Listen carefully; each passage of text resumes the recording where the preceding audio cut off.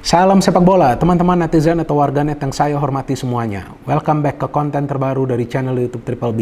Dan di konten terbaru hari ini saya ingin membahas tentang Mason Mount yang akan segera menjadi pemain baru dari Manchester United setelah Chelsea dan juga Manchester United sepakat dengan nilai transfer dari Mason Mount sebesar total 60 juta pound. Artinya dengan kepindahan Mason Mount dari Chelsea ke Manchester United, sekarang di skuad Chelsea hanya tersisa 4 pemain yang sebelumnya menjadi bagian dari skuad Chelsea yang menjadi juara dari Liga Champions pada tahun 2021 lalu. Jadi sepertinya owner dari Chelsea, Todd Boehly, ingin melepas pemain-pemain yang sebelumnya merupakan bagian dari skuad Chelsea di era Roman Abramovich. Tapi kepindahan Mason Mount ke Manchester United jelas menambah kekuatan bagi Manchester United di lini tengah. Karena dengan nanti adanya Mason Mount, masih ada Bruno Fernandes, ada Casemiro, dan juga ada Eriksen. Dan sepertinya antara Fred atau McTominay atau juga dua-duanya akan dijual oleh Manchester United. Dan mungkin juga nanti setelah Mason Mount gabung, Erik ten Hag akan mencari pemain baru lainnya untuk mengisi lini tengah dari Manchester United. Karena seperti yang kita pahami bahwa skema permainan dari Erik ten Hag itu mengandalkan kreativitas dari lini tengah. Walaupun memang banyak pergerakan yang biasa dilakukan oleh dua pemain sayap, tapi sumber kreativitas dari Manchester United itu berada di lini tengah.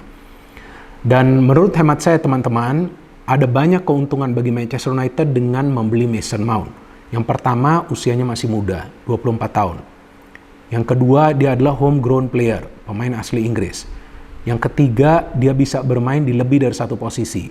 Dia bisa bermain sebagai holding midfielder, dia bisa bermain sebagai attacking midfielder, dan dia juga bisa bermain di sektor sayap. Yang keempat, pemain ini punya visi yang bagus. Bisa memberikan banyak umpan kunci, bisa juga memberikan assist. Dan yang kelima, dia adalah pemain yang punya naluri yang tinggi dalam urusan mencetak gol. Jadi dengan 5 nilai plus ini tentu akan memberikan banyak manfaat bagi Manchester United. Dan memang faktanya Manchester United terkesan lamban di bursa transfer kali ini ya teman-teman. Tapi kalau menurut saya Manchester United tidak lamban, tapi mereka memang sangat berhati-hati untuk membeli pemain baru. Karena di masa lalu banyak pemain yang mereka beli dengan harga yang mahal justru tidak perform walaupun telah diberikan kesempatan berkali-kali. Contohnya adalah Harry Maguire kan. Sudah beberapa musim dia selalu diberikan kesempatan tapi tidak sesuai ekspektasi. Dan musim lalu kita bisa melihat Jadon Sancho sempat lumayan performanya tiba-tiba ngedrop lagi. Dan juga ada pemain baru musim lalu, Anthony, yang performanya tidak sesuai ekspektasi padahal harganya gak murah juga. Jadi memang manajemen dari Manchester United ini sangat berhati-hati dan feeling saya Anthony akan diberikan kesempatan lagi musim depan. Jika dia masih tidak konsisten, ya maka bukan tidak mungkin nanti dia bisa saja di musim ketiganya dilepas oleh manajemen dari Manchester United. Karena Erik ten Hag ini memang adalah pelatih yang sangat strict, pelatih yang sangat tegas. Contohnya untuk David De Gea aja kan sekarang mereka pending perpanjangan kontraknya karena mereka ingin menurunkan gaji dari David De Gea. Jadi kalau manajemen sudah mulai memikirkan untuk menurunkan gaji dari David De Gea, ya sepertinya mereka tidak akan menjadikan David De Gea sebagai andalan utama. Karena juga seperti yang kita ikutin perkembangan beritanya, ada rumor bahwa Manchester United juga sekarang sedang mengincar ya penjaga gawang dari Inter Milan, Onana. Nah sepertinya nih Onana menjadi pilihan bagi Erik ten Hag sekarang ini ya. Jadi jika nanti Onana juga jadi dibeli, ya kemungkinan besar David De Gea ini akan menjadi pelapisnya dari Onana, kecuali nanti dia memang nggak menerima pengurangan gaji dari MU dan dia pindah ke klub lain. Tapi ini kan yang sekarang ini perlu kita fokus adalah adanya Mason Mount di Manchester United. Jadi dengan adanya Mason Mount, ya tentu akan memudahkan Erik ten Hag juga untuk melakukan rotasi di lineup. Karena Mason Mount ini kan seperti yang tadi saya sudah jelaskan bisa bermain di beberapa posisi. Jika dia bermain di sayap, kemungkinan dia bermain di sayap sebelah kiri. Nah itu kan posisinya Rashford. Atau juga posisinya Sancho bisa bermain di sana. Artinya Rashford bisa bermain di depan walaupun MU juga butuh striker. Nah beritanya kan sekarang ini bahwa mereka mengincar striker muda dari Atlanta ya, yang namanya Rasmus Højlund ya. Nah tapi dia masih muda juga usianya, nah gak tahu nih apa benar atau enggak tuh MU ingin dia. Kalau saya sih feeling saya lebih baik MU nih mencari striker yang sudah matang ya. Jadi jangan mengambil resiko lah striker-striker muda. Tapi nanti kita lihat pergerakan dari manajemen Manchester United. Sayangnya Harry Kane kayaknya nggak bisa mereka beli. Kayaknya Tottenham Hotspur ingin menjual Harry Kane itu di luar Inggris. Nah dia bisa bermain di sayap sebelah kiri, kemudian dia bisa bermain di belakang striker.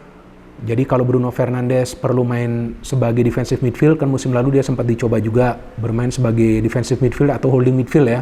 Mainnya bagus juga. Bruno juga pernah dimainkan di posisi wing sebelah kanan, bahkan dia mencetak gol tuh pada saat itu lawan Aston Villa. Jadi Erik ten Hag nih kemungkinan juga akan memanfaatkan Mason Mount untuk melakukan rotasi dari posisi dia di line up. Dan juga akan memberikan kompetisi juga bagi pemain-pemain lainnya.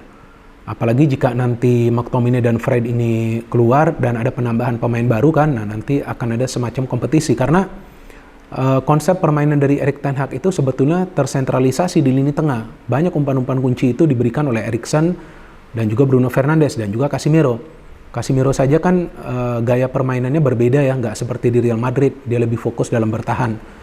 Tapi di MU juga kan dia ikut dalam proses menyerang juga, bisa memberikan assist, bisa juga mencetak gol, dan banyak umpan kunci lah yang bisa dia berikan. Dan juga salah satu nilai plus dari Mason Mount adalah dia adalah pemain yang sangat berpengalaman. Dia sebelumnya pernah menjadi juara Liga Champions dari Chelsea, jadi ya dia sudah punya mental yang kuat. Jadi tentu itu akan memudahkan dia untuk beradaptasi di Manchester United. Plus konsep permainan dari Erik ten Hag ini justru bisa meningkatkan performa dari Mason Mount yang sayangnya musim lalu tidak menjadi pilihan utama ya dari dua pelatih dari Chelsea. Kan kita tahu ada pergantian pelatih di Chelsea 3 ya. Pertama kan Thomas Tuchel, kemudian Graham Potter, dan terakhir adalah kalau nggak salah ada caretaker juga, saya lupa, Saltor ya kalau nggak salah namanya, terus kemudian Frank Lampard. Jadi musim lalu itu memang Mason Mount tidak menjadi pilihan utama sehingga ya performanya menurun jauh. Tapi di MU feeling saya dia bisa menjadi pemain kunci juga.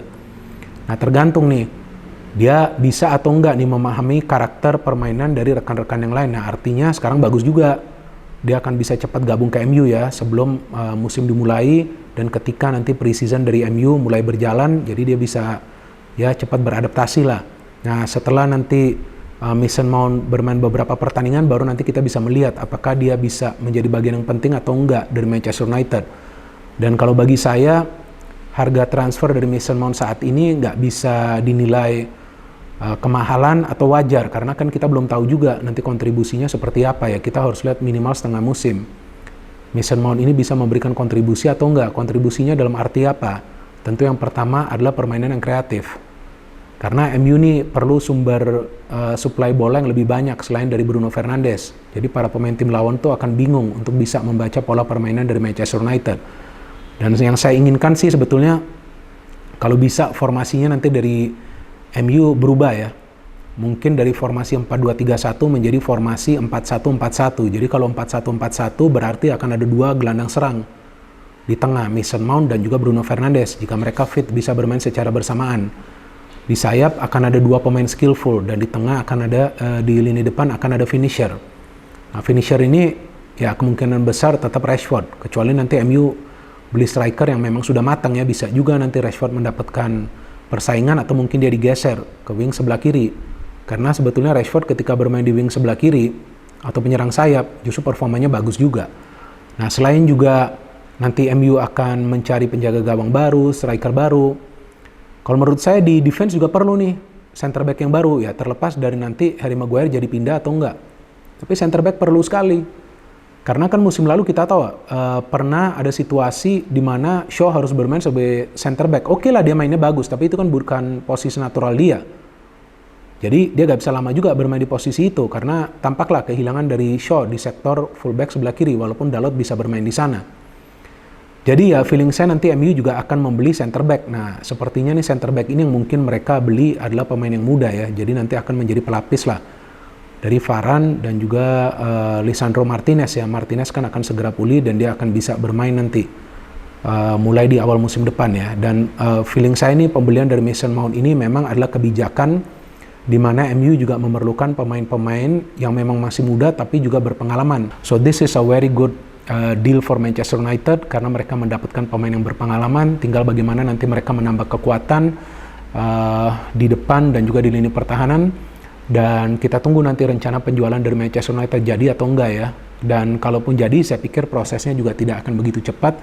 Dan kita juga nggak tahu nih apa yang sebetulnya sedang terjadi di belakang layar ya. Kalau pihak dari Timur Tengah ini masuk, ya tentu akan bisa menambah kekuatan finansial dari Manchester United, dan bisa juga mereka mulai membeli pemain-pemain yang mahal ya, untuk juga bisa mengubah Manchester United menjadi tim yang lebih kuat lagi. Walaupun sekarang saya melihat dengan adanya Erik ten Hag, dia sudah bisa lebih banyak memberikan perubahan, tapi tentu seorang pelatih juga memerlukan amunisi pemain-pemain yang bagus, seperti yang kita tahu dilakukan Jurgen Klopp dan juga Pep Guardiola. Jurgen Klopp dengan membeli cukup banyak pemain di Liverpool, akhirnya bisa membawa Liverpool menjadi juara dari Premier League dan juga Liga Champions. Dan Pep Guardiola juga sama kan, beli banyak pemain walaupun nggak semuanya pemain-pemain mahal. Tapi kan akhirnya dengan membeli banyak pemain, dia bisa mengubah Manchester City menjadi untuk sementara ini penguasa dari Liga Inggris, dan juga mereka baru saja menang treble. Jadi kita tunggu teman-teman nanti performa perdana dari Mason Mount, yang feeling saya dia akan ditempatkan sebagai holding midfielder untuk menggantikan peran dari Eriksen.